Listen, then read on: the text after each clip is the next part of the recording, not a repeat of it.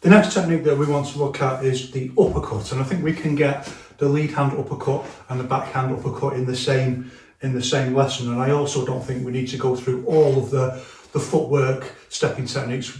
People can just go and look at the first 3-4 videos and get all those basic footwork techniques from there and just apply them to the uppercut. This is what we call part of the structural symmetry of Yiquan, that it's kind of like Lego pieces, that it can be fitted together like that.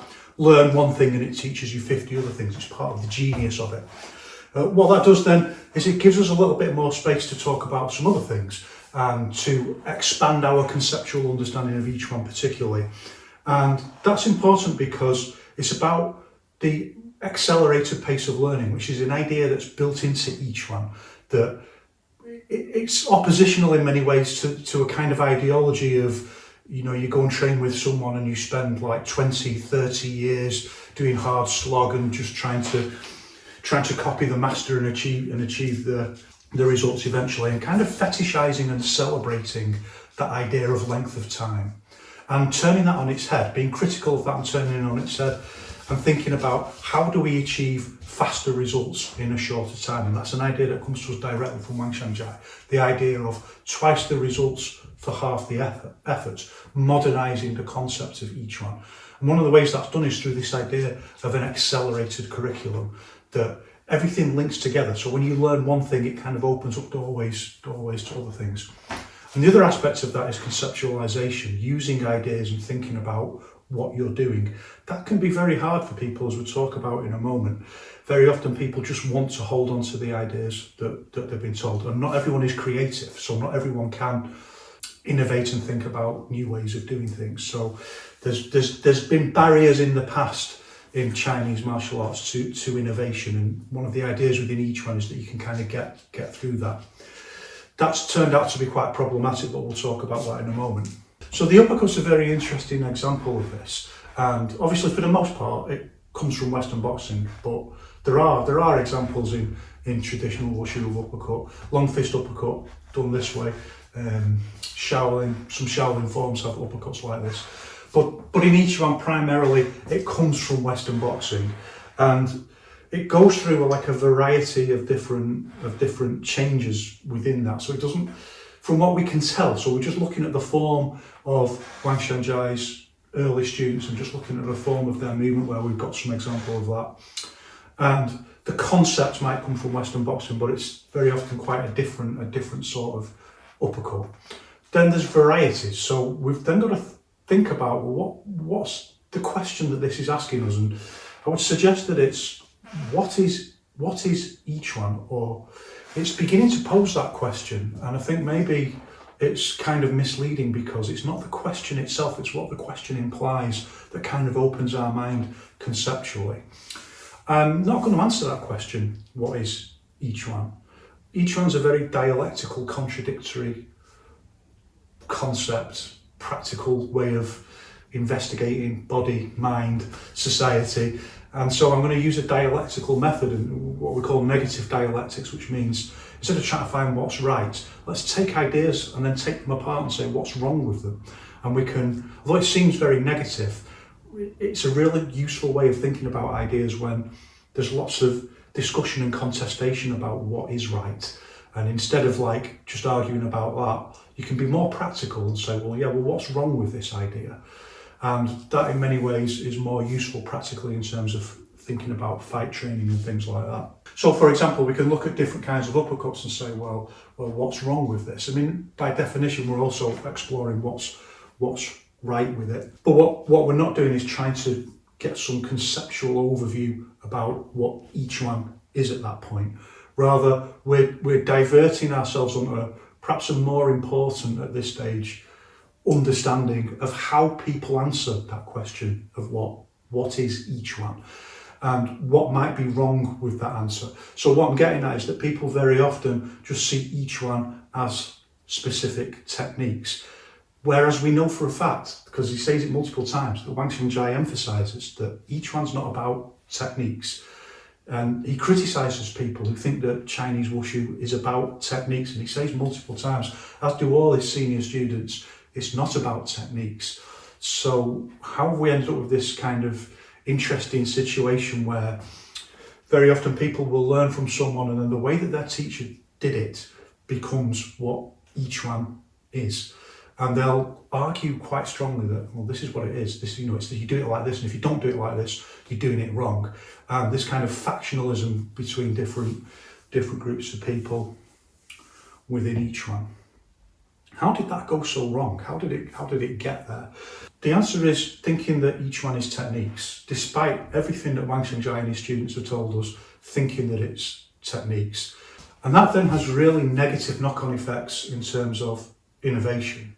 So, well, I will say, one of the things that each one is and always has been is a social process, an evolving, changing thing. And that then gets repressed in this system where people think, well, each one must be techniques, and it must be the techniques that my teacher taught me. And then there's another link into that where very often if someone's doing something different, it's because their teacher innovated it and changed it, or their teacher did. And people think, oh, that's okay. But then for some reason, it's not okay to innovate and change after that. They become fixated on this idea of techniques. Innovation becomes okay if it's your teacher, and then it becomes negative again, and things become ossified, and then they don't progress. And this isn't what Wang Xiangjia wanted at all. So we know this because he wrote explicitly about it. And the idea is that each one should be part of a social process. It should be growing. It should be organically changing and improving. So what we do to ensure that that happens is we use this idea that Wang Xiangjia uses of taking old concepts and reinterpreting them in modernized and different ways. And one of the things that we reinterpret is the idea of wude, of martial ethics, and we reinterpret that as honesty on the training path, being honest about techniques, being honest about your own teacher, being honest about teachers' teachers, being honest about each one, and looking at things critically and engaging them critically and thinking, well, what's wrong with this? And that's incredibly difficult, as I'm going to talk about in a moment when I talk about the fight level of Yao Zhongzun's students in the 1980s and how that then led into other kinds of innovations. Wude is difficult. That's the hardest part of the path. To be honest about yourself and to be honest about others in a way that's useful, that critically helps us to improve. That's the way we should reinterpret all of our concepts. So I'm going to be honest, and then people might not like that in some ways, but it's essential. It's not some kind of heresy within the Yiquan system to do that, to be honest and to be critical and to use that to develop and evolve. That is an essential component of the Yiquan method. It's one of the things that makes it incredibly different. That's a lot of talk, so let's start looking at some techniques and thinking about some of the differences and what that tells us about innovation and change and how we need to think about evolving and what is the context actually of evolution. So this question of what is each one, and then that opens up the door to, well, that's a whole other question that we can look at another time. It opens up the door to the wrong answer that people come up with, that it's about techniques. And once we see that, and we see that people are captured in that, then our question becomes, well, how do we release people from that? What's the conceptual tool that we use that says, look, stop thinking that something's right just because your teacher told you it was right. We know that it's never been like that because there's so much differentiation between different techniques within each one that there's always been people changing the techniques. So we can't really know, is this right? Is that right? We can't say that this technique is each one. We know it's something else. It's not techniques. But how do we then think about techniques and innovation? So the answer is very, very simple, that everything should be structured within the context of the reality of the fight and then be in harmony with our quintessence principles of wushu. And that gives us a lot of variation. So the first kind of uppercut that we very often see is this kind of very old school, like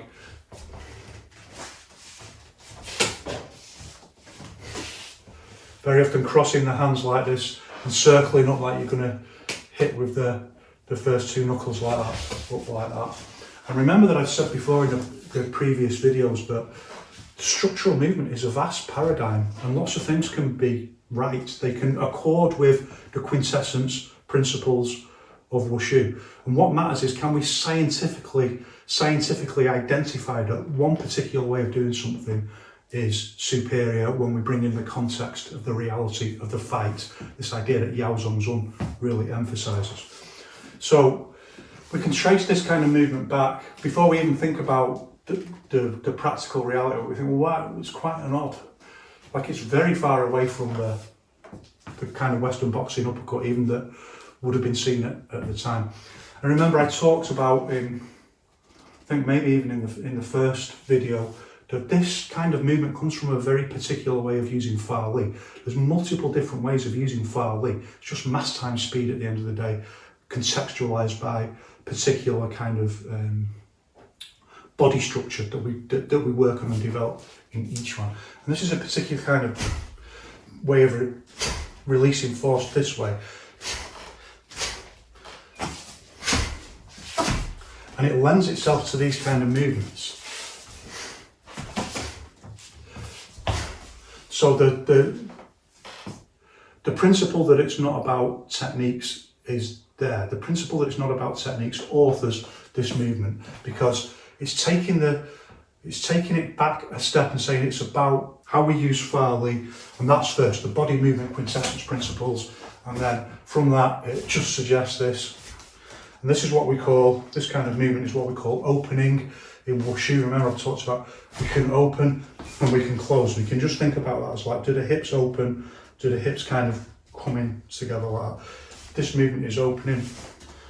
Feel it opening the chest. If we want to hit in that way, that's closing, so opening. It's kind of opening Fa Li.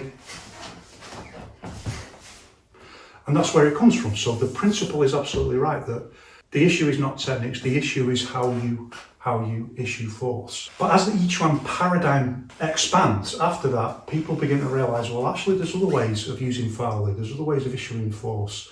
And that then starts suggesting different ways of throwing punches. And once you can do that, then you can start thinking, well, we can bring in the reality of the conceptualization of the reality of the fight. We can bring in thinking about, well, is this the most efficient? Okay, this follows the release force principles, it follows this quintessence wushu principle of opening, but does it fit within the reality of the concept of the fight? And I think the uppercut is a really interesting technique in this regard, because it's one of the most difficult to make work. Primarily because it relies a lot on the opponent and what the opponent's doing. So if the opponent's got like a guard, quite a close guard, and you've got to get up and under that guard, and it can be difficult. And even if you've got boxing gloves on, for example, it can become more difficult.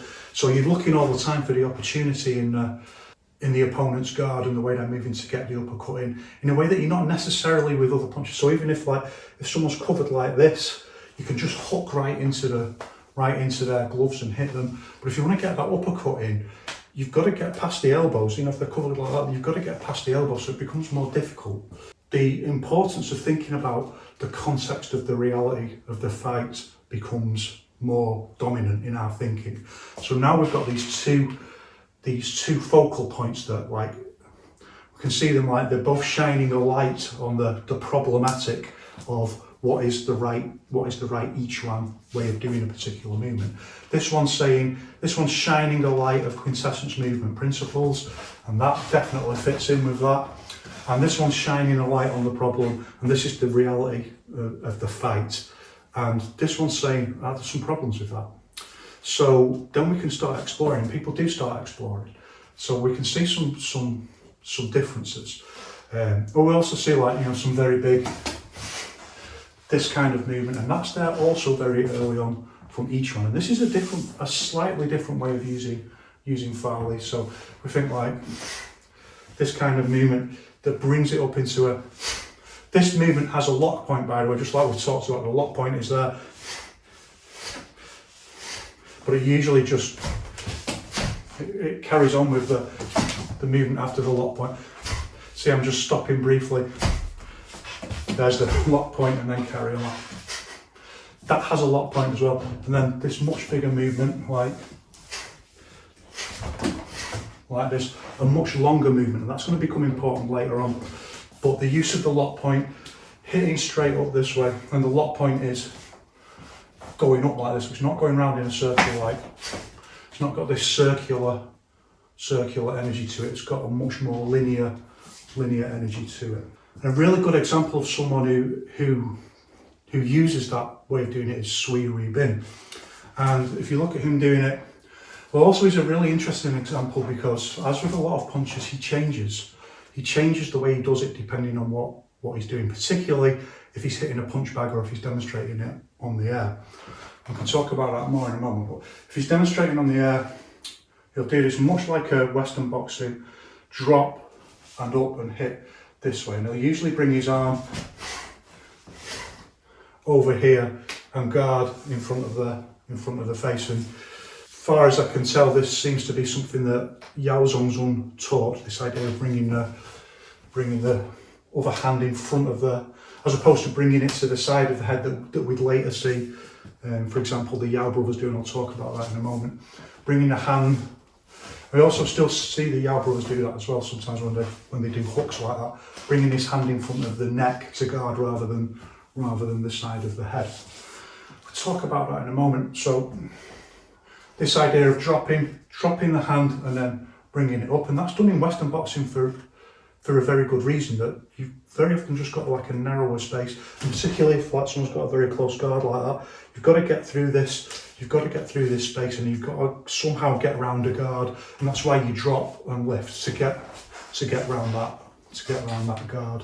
Or the other time that's really useful for an uppercut is when your opponent is bending and moving like that, so you need to drop to get under and hit them in the face.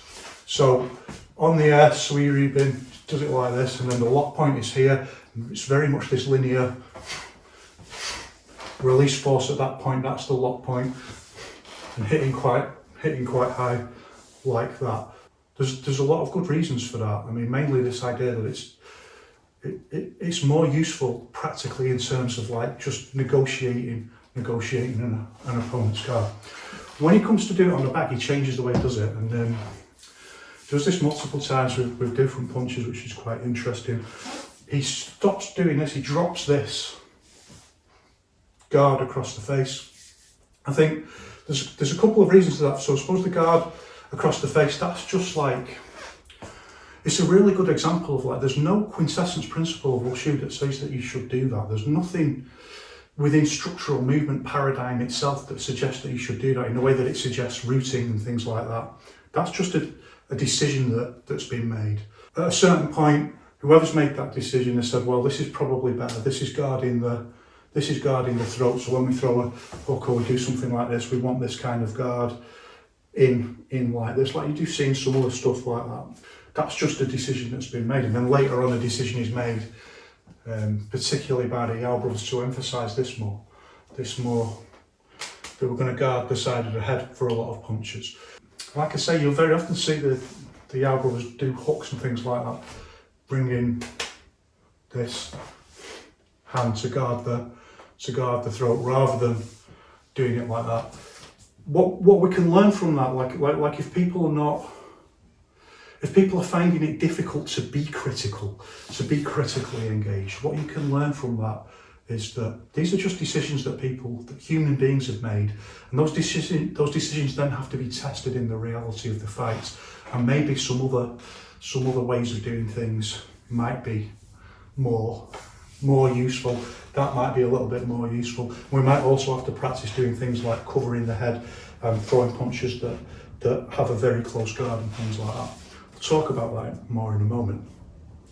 So when Sui Bin starts doing it on the back, the first thing he starts doing is hitting it low, like that. So on the air, he'll always do it like that.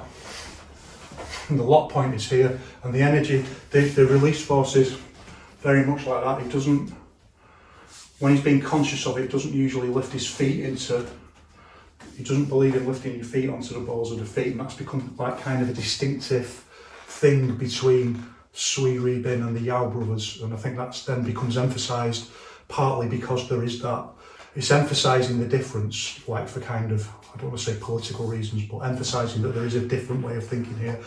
that possibly comes from Yao Zhongzhun. So it's this thing of like, people think that's, even though Yao Zhongzhun's innovated most of this stuff, like that the innovation has to stop there. So people will say, well, this is the way you do it, you know. Like.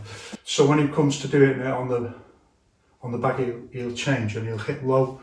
So the lock point when he's doing it on the air is here, usually not lifting the feet. Lock point is on the air, like that, and he'll twist his body into it.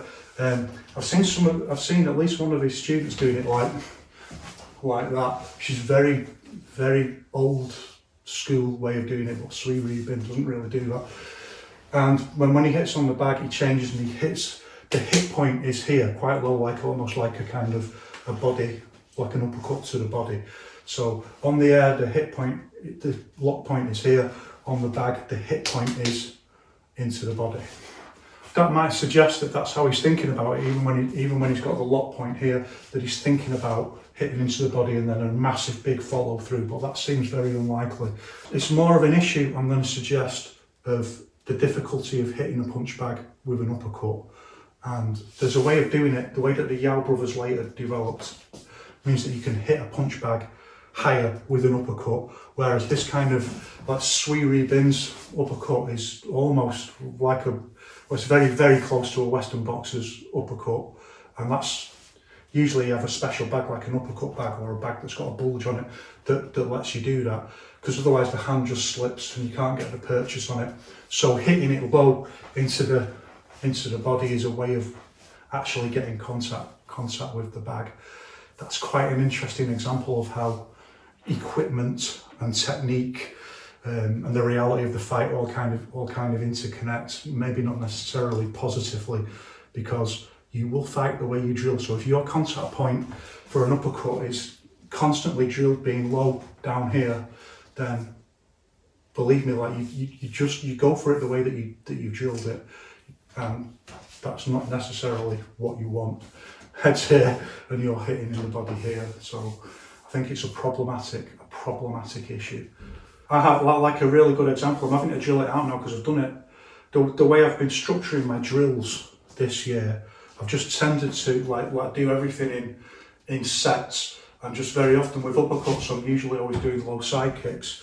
I didn't realise it until a little bit later on, like I've been structuring my drills in particular ways to suit structural flow, so using more round kicks with hook punches and more front kicks with jabs, and then uppercuts and low side kicks. And then when I realised it, I started to train it differently, and I was developing different drills. And I've got some coming up that I filmed where I just put up the mistake anyway so people can see it, where I've gone for the uppercut and I meant to do a front kick, but I've gone for a side kick instead, because it's just the brain is that good at drilling things in that it's easy to get locked in those paradigms, and they're like little memories of what we're doing in each one, memories of the paradigm that society trapped us in, the physical paradigm that we're trying to escape from. So drilling something in, like hitting in low like that on the bag, when really in your mind you think this is for hitting someone in the head, that's not good, it's not good. The other thing that Sui Ribin does that's different is the moment he starts doing this on the bag, this changes from guarding the throat like this, and he has this big posture like this where he throws his arm out like that. And the reason you do that, of course, is because it creates more momentum in the punch, it creates more structural force. So that's a classic example of how something can be perfectly correct within a structural paradigm, but wrong in the context of the reality of the fight. And it's obviously wrong. You don't want your arm flying around.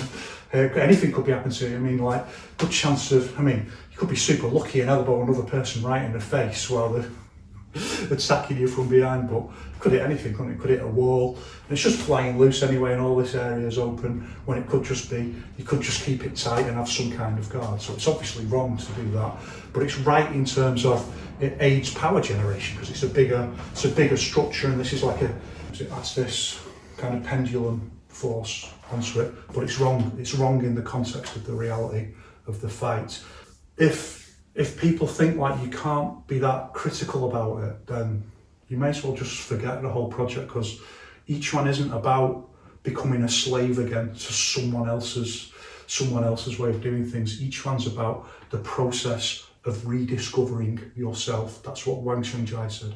The process of rediscovering yourself. And that includes conceptual development and evolving as a critical, engaged thinker, thinking about all of these things and being, you know, if Yiquan's not being about a bit rebellious and progressive, I mean, then what is it? What is it? It's certainly not about just buying into some stifling orthodoxy. Then a further thing I suppose you could add to that is that when Sui Ribin's Sandar fighters fight, they don't do any of this. You know, they just use pretty standard Sandar uppercut, usually covering this way.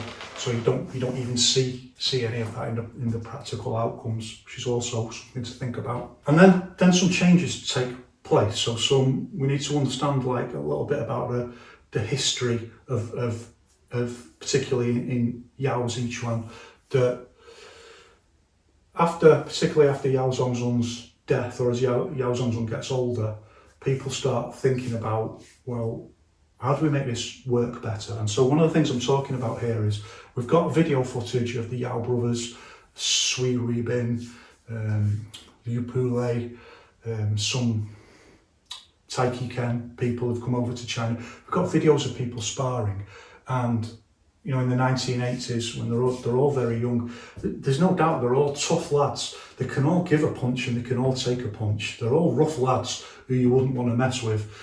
And you can also see that they're beginning to develop like MMA, something very close to MMA. So when people say like, you know, Bruce Lee invented MMA, well, we see the kind of stuff they're doing where they've got hold of each other and they're wrestling and punching. That's much closer to they're starting to include this kind of grappling stuff. But what's also really clear is they're not very good, and this is quite an interesting thing that at one time people really defended it and said that it was good, and they'd say things like, you know, like you're stupid, or, you know, go over there and have a fight with them and see how good they are and stuff like that. Whereas now I think that doesn't happen. It's not credible. It doesn't stand up to any kind of scrutiny. When we look at that material now, we can see that there's a real problem that they couldn't really bring what they were training into the live environment. There's certainly, like when you see them sparring, you'd have to say there's no reason whatsoever why you would need to do standing or anything like that, when all this other training in Yiquan, Shili and stuff like that, to be able to fight like that. It doesn't look any different really to anyone else having a rough scrap. There's lots of ways of thinking about that, and like I say, in the past there was this thing where people would really just gaslight themselves that it was good, that there's somehow something there that, you know, was, I don't know, but I know that people would say like, you know, well, you know, you're stupid, or you know, go and have a fight with them and this kind of thing and try and defend it. And now I know that that's really shifted round a lot, and it's also shifted unhelpfully, because now you've got a lot of people saying, well, Yiquan isn't really about fighting, and that's not really what they were training for. And that's not true. They absolutely were training for fighting, and they're having rough fights. There's no question they're training for fighting. So that argument has begun to deteriorate Yiquan. It's begun to deviate it from it's one of its important defining concepts, that everything is done in the context of the reality of the fight. That's the only way that you can narrow down truth. It's the only way that you can follow the true path of Buddha, of honesty, that everything is contextualized by the reality of the fight. For me, as a very experienced coach and someone who's really worked on this a lot, I see something totally different when I see those fights. I see people who aren't able to transition between the skill set that they've developed, the structural movement that they've developed, that they've clearly got, and actual sparring, bridging that gap. And that's really one of the biggest things in Yiquan that needed to happen, that it hadn't happened at the time. And there's lots and lots of reasons for this. Like, don't forget they're living in a time of where there's been long-standing political turmoil, and it's been very difficult to practice, particularly fighting. For a long period, you couldn't even do Western boxing, so it's not like you can just get Western boxing coaches in and stuff like that. So they've had to rebuild a lot of stuff step by step, and a lot of the conceptual stuff, the training stuff, that needed to be developed hadn't been developed yet. And again, it's like, you know, people like Wang Xingjai, people like Yao Zhongzong, they can only do so much, you know, and they did so much to develop it up to a certain point. There's a point where they can't necessarily teach it because it's something that's innate to them, and they've not innate, but it's a quality of their skill level that they can do that, and they can't necessarily just teach other people to do that. You need to find the right way of teaching it. So that's what I see at that point, and I see some like beautiful moments where I think it was Sui Rubin actually. I was just watching him fight. He's only a young man. He's a big lad as well. Maybe fighting Yao Chengguang, who's not that big. And a few sweet moments where he's like boom, boom, boom, and you can really see there it is. There's the structural movement paradigm. It just comes in it, but then it's like chaos again, and the swinging, and it looks a bit like a bar fight or something like that, which is what they're training for at the end of the day. So you can see that it like it's evolving at this point, like it's being brought into this live training, and it needs to make that next conceptual step. And critically, they knew that. So one of the important things that you can see in these really interesting videos is that after they've been sparring, then they're talking about it. They're saying, "Oh, what works here?" There's one bit where Sui Rubin gets someone in a headlock and he says, "Oh, I got you in the headlock like this, and you should have done that, and just try to do this." And so being really engaged and thinking about the techniques. Actually, as a coach, what I would do with that is, I could do it now. I could sit down and just write a list of the things, the problems, because they're just the same problems that everyone else experiences when they're transitioning into sparring. Now we've got whole sets of drills and, you know, really scientific methods that can help us bring people and resolve those problems. So things like hesitation, or some classic things like just walking away and turning your back and things like that, thinking there's a gentleman's agreement, and not being present enough in the fight, throwing kicks and leaving them out. So Sui Rubin's another good example. Like the kick posture is good. You can see he's trying to bring the structural movement into the kick, but then like he's doing it too slow, he's hesitating, he's not judging the distance right, and he's leaving his leg out. So now a modern Sandar fighter would just grab your leg, and, you know, there's no way that we can say that these people were the equivalent level, say, of Western boxers at the time. There's no way, and there's certainly nowhere near the level of kind of modern Sandar or MMA or something like that. That's not important. It's the other part of their training was right, like the structural movement training was right. It's just bringing it across into live training requires specific sets of drills that now we have, and that now we can do that. And they recognise this. This is the important thing. They recognised that there was problems between the method and the outcome. And Yao Zhongzong himself had flagged this and said, you've got to start looking at why if you've got all this method, you've got all this ideas, you've got all this training, why is it not transitioning into the reality of sparring? Why does it all go out of the window, and all of a sudden, really, you don't look any different to anyone else who's having a rough scrap? Why is that happening? So you can see, like, they can't make it work. Like, they're going for the stuff from push hands to try and get the movement in and push, and they can't make it work. The fists just start flying wild, they start panicking, there's no defence, they're getting punched in the face, then they're shots. All of which makes for rough, tough lads, but it doesn't work. There's no point in doing any of this training if that's how you're going to spar. Anyone can just spar like that. So they start thinking about this, and that then leads on to reconceptualizing a lot of stuff. And the Yao brothers particularly do this. They reconceptualize a lot of the punches, and one of the things they think about is making punches longer, because that's one of the things you learn straight away. Like, people are always saying, like, Yiquan's short range, but actually then when you come to sparring, you need to use longer range techniques, and they really think about that, and they start lengthening it, and they start thinking about power, and they start thinking about drills for sparring. So this isn't just a story of, like, they did all this training and this didn't work. It's a story of they did all this training, and then they identified a problem of bringing that structural paradigm into sparring, and then they began working on resolving those issues. They didn't do that completely. It's an ongoing process, and this is part of Yiquan as a social process. So learning from wider sources and bringing in other people, in, you know, like doing things like thinking about drills and teaching people how to spar and how to use structural movement in sparring. That's not something you can just do. You've got to be very creative about it. So that takes time, and it takes different talents. So each generation is kind of doing an enormous amount, and to go the distance they have from where they were is an enormous achievement. And then new generations coming in, they stand on the shoulders of giants. They don't have to do all that work. So that leaves a lot of space conceptually free for working on other things like bringing it into sparring and thinking about sparring drills, and people with different kinds of backgrounds and exposure to different martial arts. It's not about developing the punches themselves, it's thinking about how do we bring these into sparring, how do we develop drills that train us for this. So that's part of the new paradigm of Yiquan that starts making it work better in terms of sparring. But what the Yao brothers start doing is they start rethinking every different kind of punch and thinking about it in the context of the reality of the fight. They start getting much more exposure then to Western fighting paradigms and thinking about it more. So they start giving us the tools that we need to bridge this gap that they were having a problem with. And you can see their development later on. They start, to some degree anyway, they start to make this work, but that's always got to be a social process, and it takes a long time. And I think like one of the factors around this is like, well, by the time that people develop this stuff, they're getting on, like me in my 50s.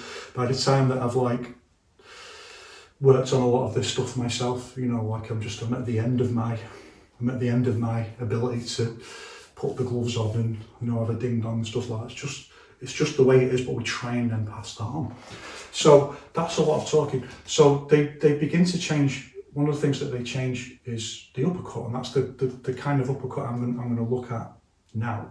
I'll talk around its advantages and disadvantages, but the first thing we need to think about is it's exactly the same start as the other punches. So remember this idea of the quad is in, and we lift and twist. The only difference now is we don't want to lean forward too much. This is always like one of the cardinal sins in traditional wushu is to lean too much. So you don't want to lean too much, and the basic kind of guard. And then the only difference is we're going to go back. We're going to go back more like that. We're going to go back more. So like with a hook, we go a certain way, but with the uppercut, we go further back. So that's like half the way that you would go for a hook. That's half the distance you would go for an uppercut. And that's all to do with the way that if you hit and you get a really good contact, that you then want to use your structure to counteract that weight and support you as you lift that. You can imagine the idea like, it doesn't make that much sense when you think about it. It sounds silly when you think about it in a fight, like you catch someone on the chin clean and then lift them up clean by the chin. It doesn't make much sense in like that, but when you do it on the bag, it does. So when you do it on the bag and you hit the bag right, and you then want to lift the bag with all your power, you need this lean back to just add in that extra force and just support the structure into the strike. And again, this is a good example of how equipment feeds into the training paradigm. So one of the things that the Yao brothers do is they change this low. It's already gone past this. I mean, there's just no one's making this work in them. Like one of the things that their sparring does reveal is that they've entered a new level of reality where they are sparring like they're having fights. And in that new level of reality, lots of things don't work. So they're sparring and they're grappling, and then you try and do this kind of thing. It's not working. They're thinking about how do we make it more practical, more fight reality. So this has kind of gone out of the window. It might look great on the air doing this, but to actually hit someone, you might be lucky, but to actually hit someone like that and do any damage is almost impossible. So it's just why you never see anyone doing it. It's why the people who train like that, you never see them sparring like that and making it work. And that's why, because I'm not saying it doesn't work, it's just so difficult. And so that's why we start seeing a more linear, this kind of Sui Rebin way he does it, which I think is very much like early Yao Zhong, and then, or maybe mid. I think this is early, and then mid, just changing it a little bit because the reality of the fight just tells you it's got to be more like that. And what the Yao brothers do is they start bringing in this, they take out the drop like that, and they start bringing in this twist, more spiral force, which of course is another key quintessence principle of wushu. So they bring in the spiral force, and instead of dropping and lifting like that, dropping and lifting up, they replace that they replace that drop with a twist of a twist like that in there, like that, twisting it in like that.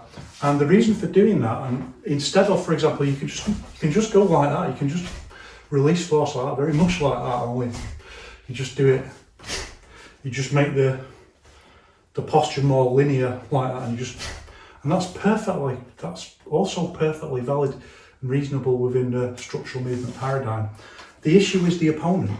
You've got to hit the opponent, so you've got to get under their chin for a start. So you've got to drop below the chin wherever the chin is, and also you've somehow got to get round a guard in most cases, or they're leaning forward and you've got to drop and hit. So instead of like dropping like that, the idea is this starts to replace that. This starts to make it's just going to go round there, like that, it's just going to go round. And at the same time, it's going to be over-determined because it's going to add extra screwing force into the punch. What then starts to happen is they start to do it on the bag. So, and this begins to change everything, because on a bag, you can get into the bag. I've got a video up of me explaining how to do it on the bag. You can really dig into a bag, a flat bag, and you can lift it. You can lift it like that, and that's not something you see in any other martial art. You don't see it in Western boxing. Usually if you're doing an uppercut on a flat bag, you're just skimming against the bag like that. But with this, you can get into it. Even with gloves on, bag gloves on, you can get right into the bag. It's like you're punching in a bit, and that's the other thing that we need to think about, like this, why they've made this change. It's like, it's not just straight up like that. It's not just straight up, it's punching in a bit, and then hitting up this way. When you do it on a bag, you punch in and you twist up, and it makes a little indentation, and you can lift the bag up like that. I mean, it doesn't always work, but most bags I've trained on have been able to do this. Little indentation, and that's when you start feeling this. You want to lift the whole bag right up like that, and that's when you start just leaning back a little bit with it more like that. And the reality of the laws of physics of training like that begin to affect the movement. And it's exactly the same for the that way, you're twisting this way. And this takes the place of the drop in the arm, gets a bit of momentum and screwing force. And the question is it right? And that's quite an interesting it's quite an interesting question, because one of the things that this does, like, it makes it work on a bag, but does it make it more realistic in sparring? One of the things that it does is it widens the posture. So if you think an uppercut like that, that just goes straight up. So if you imagine someone's got a guard like that, and you just want to go in between there's just a little space, and you can just get in between, and you can get the uppercut in. If you do that, you're less likely to get through. It makes the posture bigger. One of the ideas, I suppose, is like, if they've got two arms, you can kind of, as you hit one arm, you can kind of screw through that guard and hitting like that. That can be done. When someone's got like a close guard like that, you can kind of, this is one of the reasons why it's designed to hit in a little bit. It hits in and screws in, but that's not going to get you under the chin usually. It's just going to be a different kind of posture where you hit. It's not going to be that powerful. It's going to screw in the guard a little bit and then just hit directly in the face like that.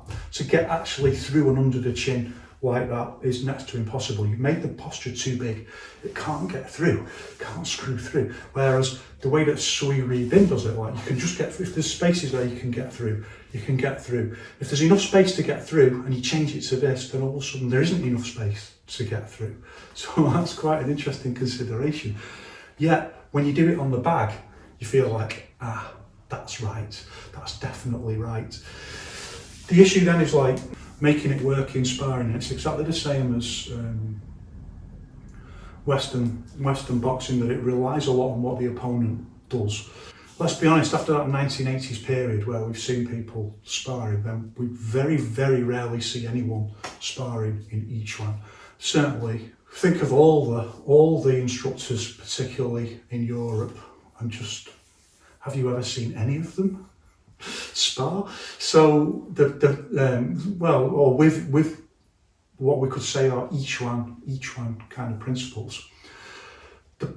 The issue is, like, if you don't do that, if you don't do the sparring, but if you don't kind of film it and share it and show it and approach it with openness and honesty, you can't then start identifying problems within the reality of the context of the fights.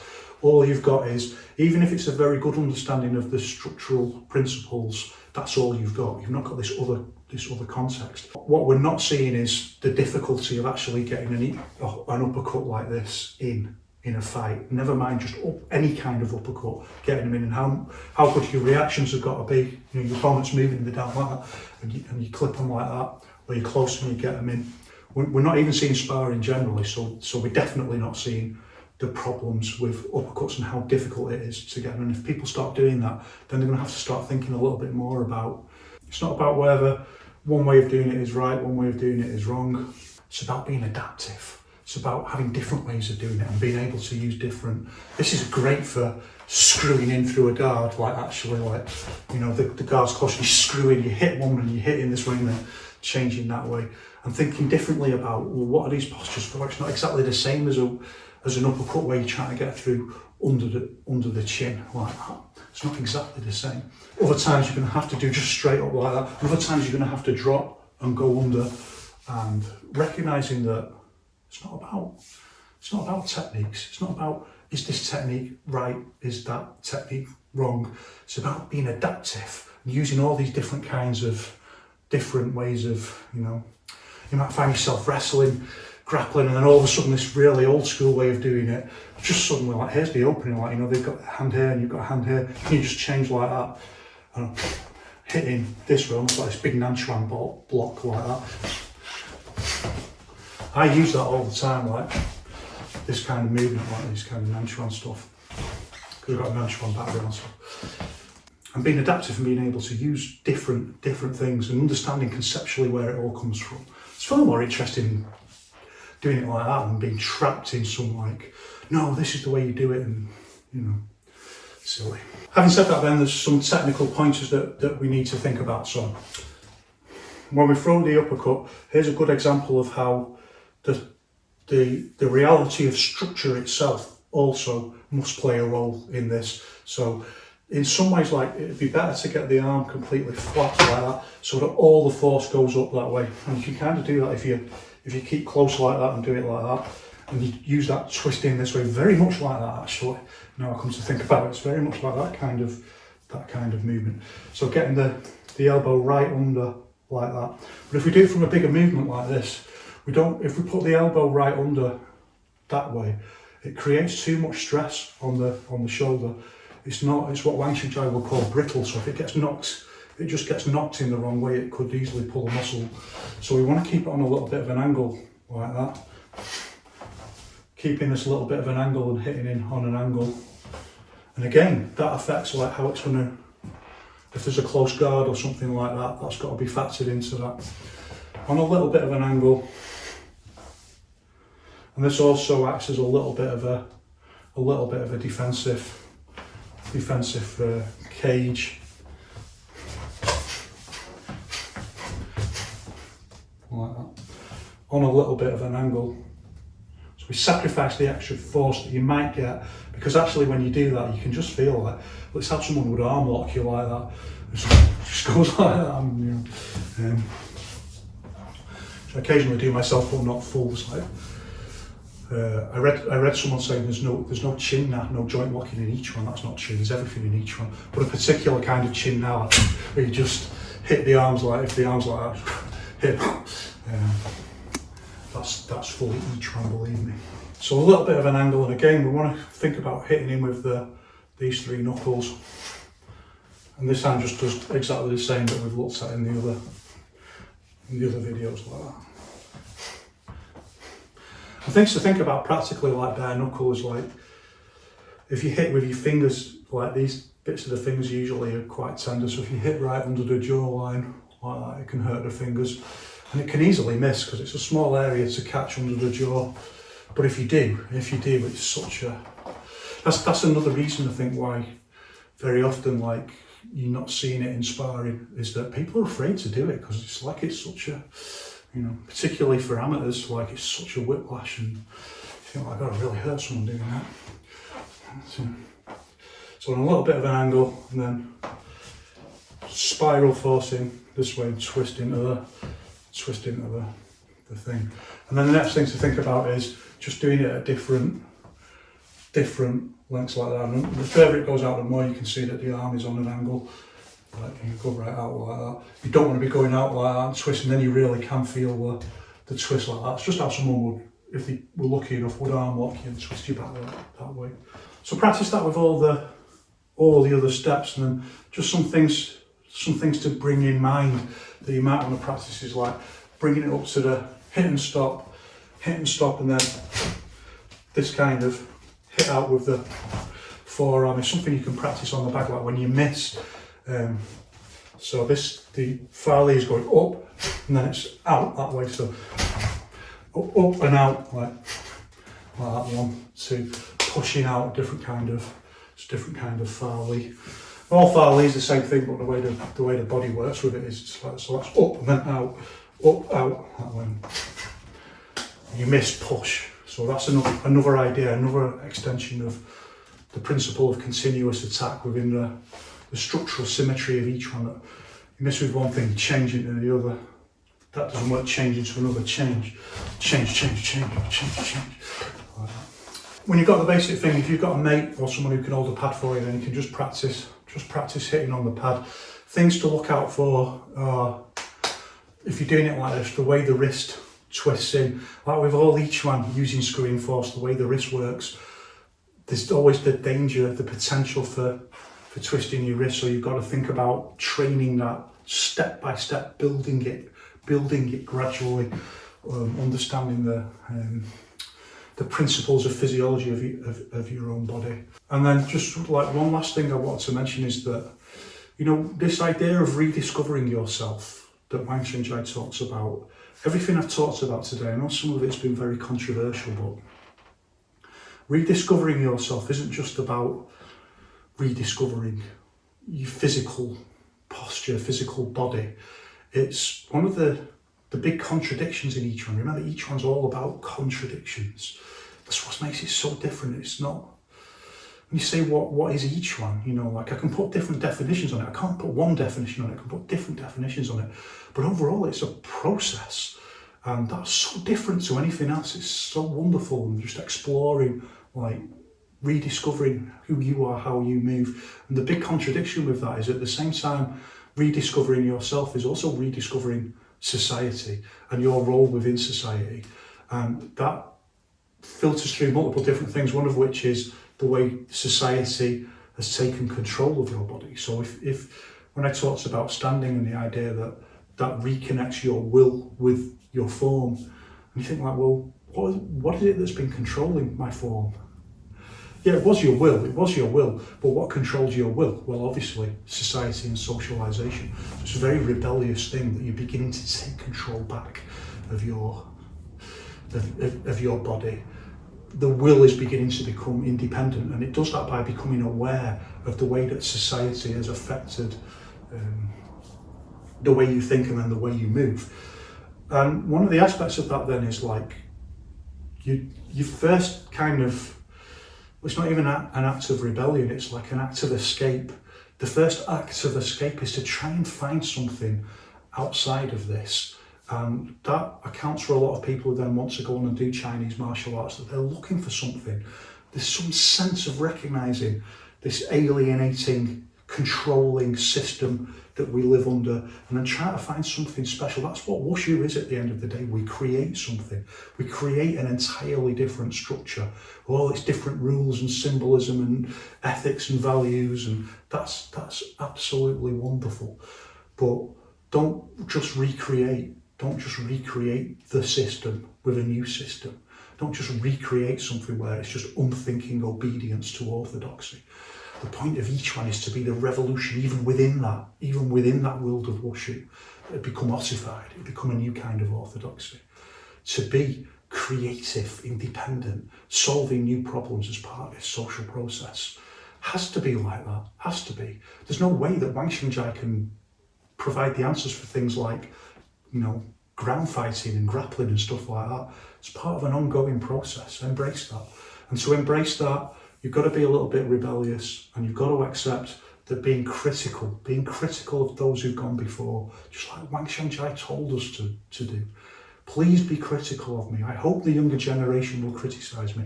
I hope the younger generation will criticise me, and then the next generation will criticise them, because what we mean by that is keep growing. Remember, water nourishes all things and is in competition with nothing. Okay, that's it for today. Thanks very much. Thanks for watching. One love. I'll see you in the next one, when I've not decided yet, but I think I'll talk about maybe a range of different kind of punches, and other punches that we've not looked at yet, and maybe kind of get a load of them in one sitting. I'll see you then.